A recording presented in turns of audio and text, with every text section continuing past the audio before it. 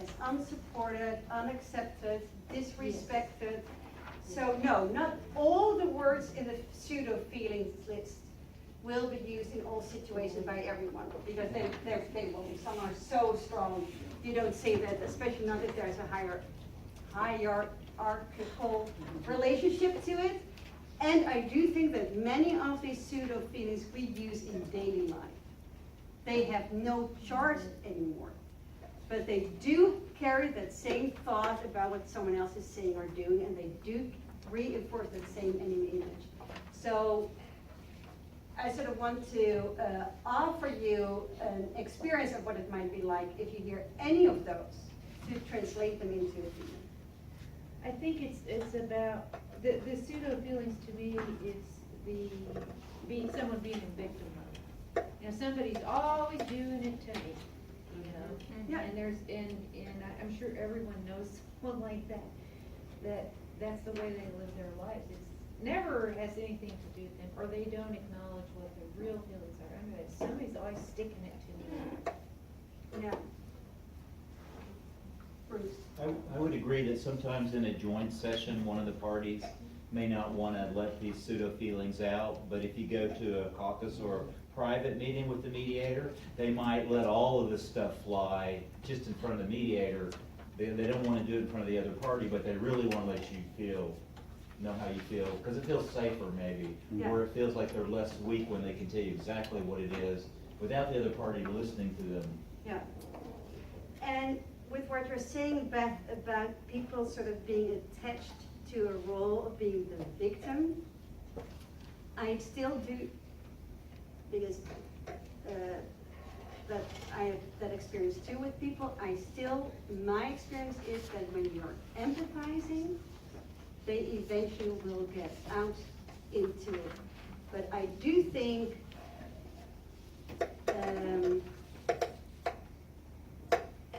some of us are so trained that it's not okay to have feelings and needs, that it's much easier for them to take on a victim role where they disempower themselves, because you're a little bit less visible in the pseudo feelings. You're more in your head than into what's actually going on.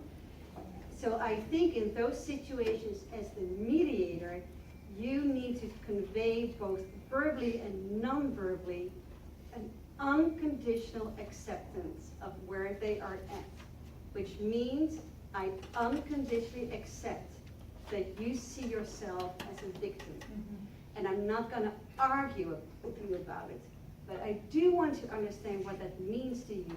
Not because I know better and I'm going to translate it into the actual feelings and needs, let me do my little NVC trick, but because I do care about your experience.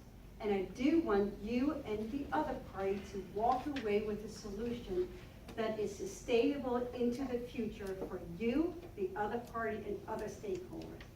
So if I notice that someone, I will sort of leave that for what it is, and I will go more into asking questions. So tell me what that means to you. Can you give me an example? When did it happen?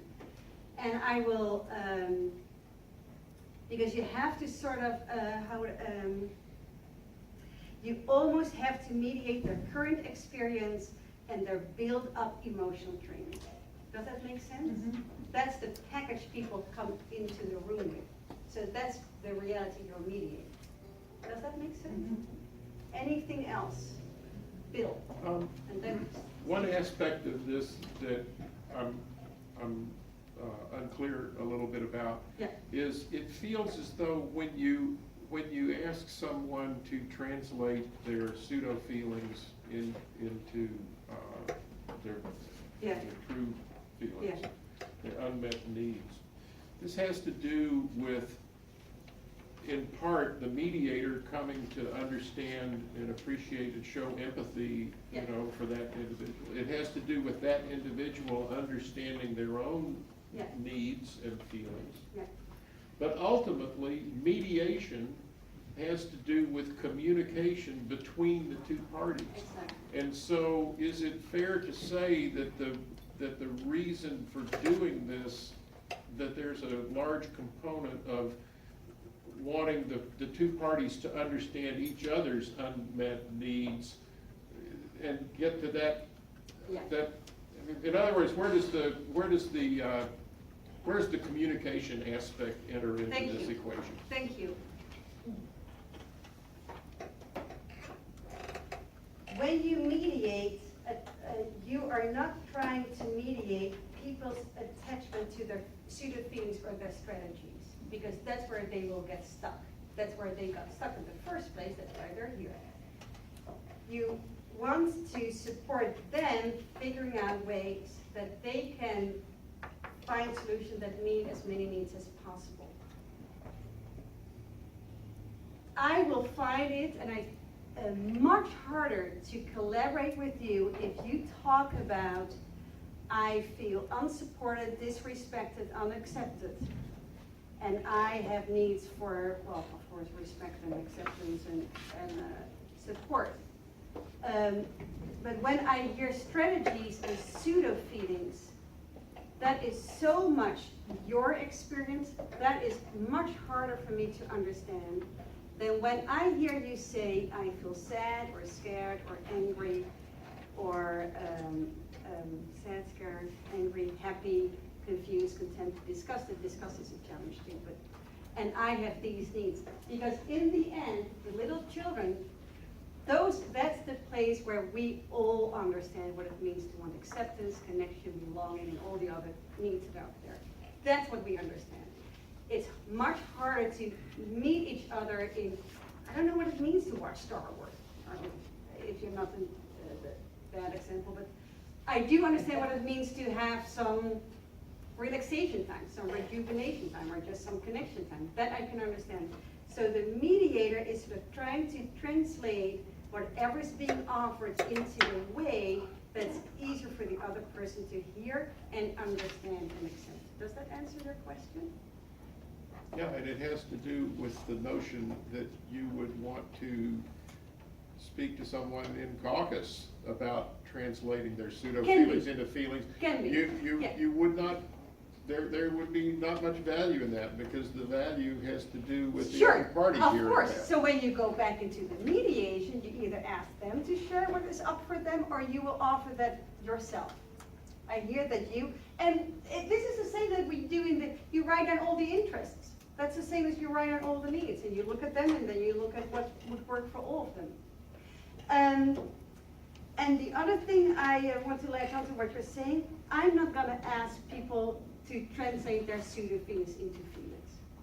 Because I think that is so beyond what most of us are trained in. So I don't expect people to be they will just replace the one pseudo feeling with the other. That's not really helping. I will guess. Does that make sense?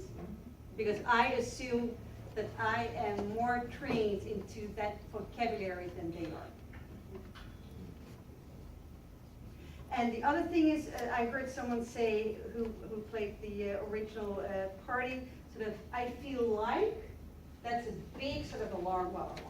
It's a sort of a mindfulness bell. Oh, there's a pseudo feeling coming up because you cannot feel like something. That's in your head. That's a thought.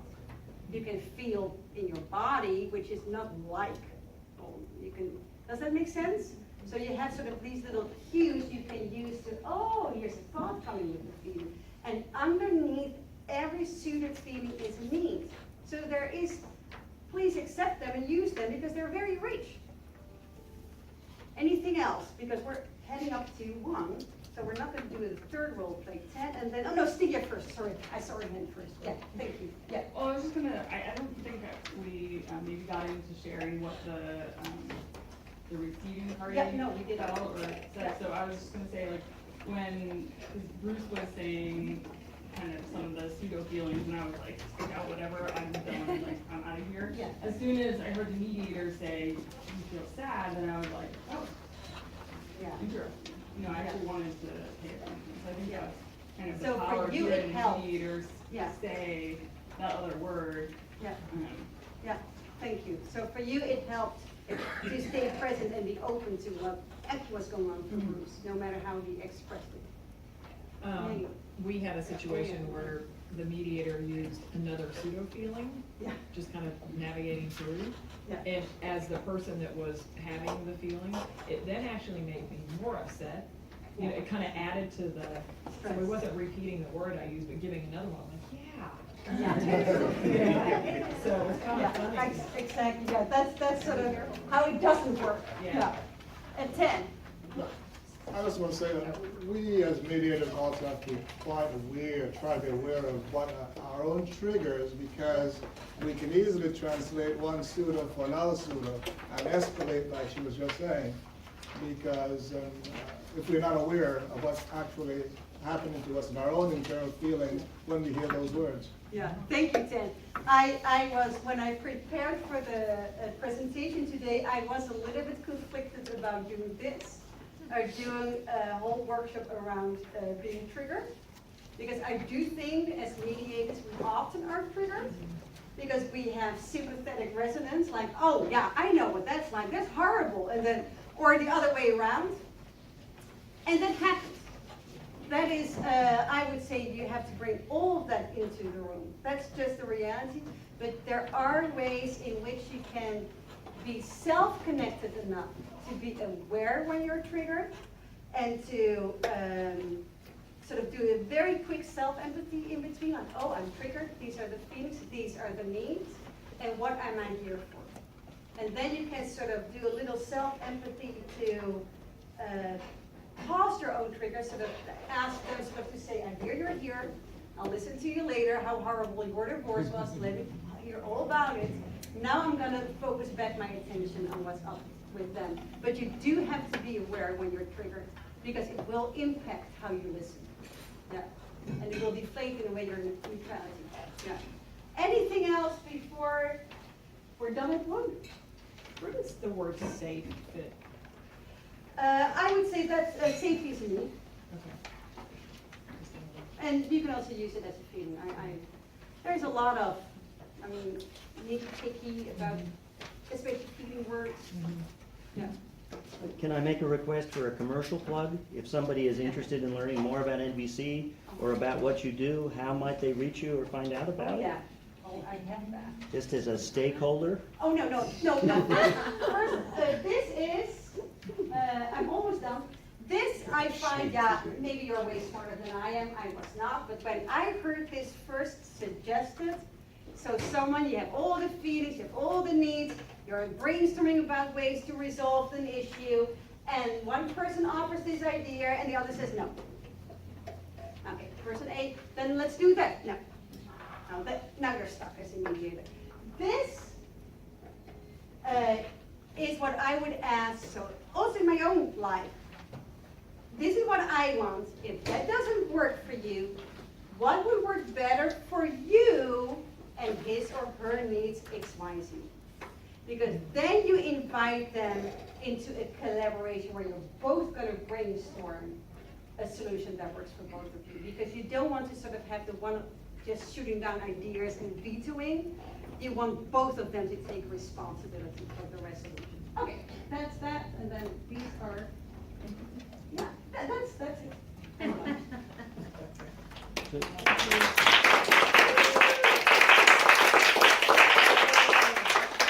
did a great job.